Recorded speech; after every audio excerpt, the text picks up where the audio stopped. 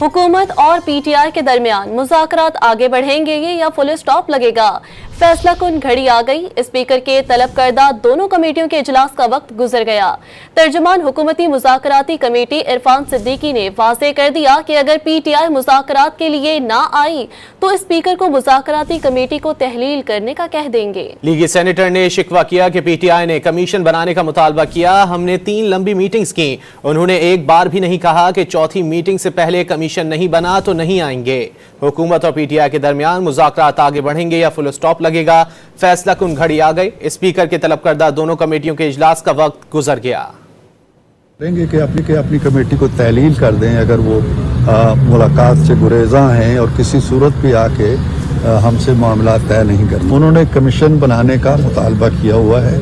हमने उनके मुतालबात पे 3 मीटिंग्स की हैं, लंबी तवील मीटिंग्स की हैं। 7 जमातों ने उस मीटिंग में शिरकत की है।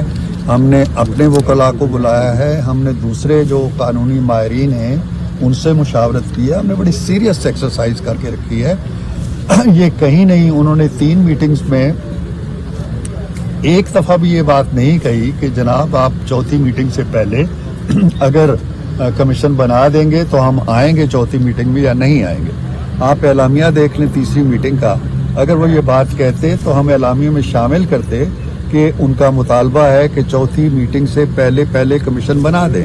ये कोई मुतालबा नहीं हुआ, ना ही हमारे एलामिया में लिखा गया। तय था कि जो भी होना है कमीशन बनना है नहीं बनना है, इसका जवाब हम 28 तारीख को देंगे जब 7 वर्किंग डेज पूरे होंगे। ये बाहर जाके उनके बाहर के लीडरों ने ये बात कही जी कि कमीशन पहले बने उसके बाद मुतालबात शुरू हों, तो ये तो घोड़े के आगे गाड़ी जोतने वाली बात है।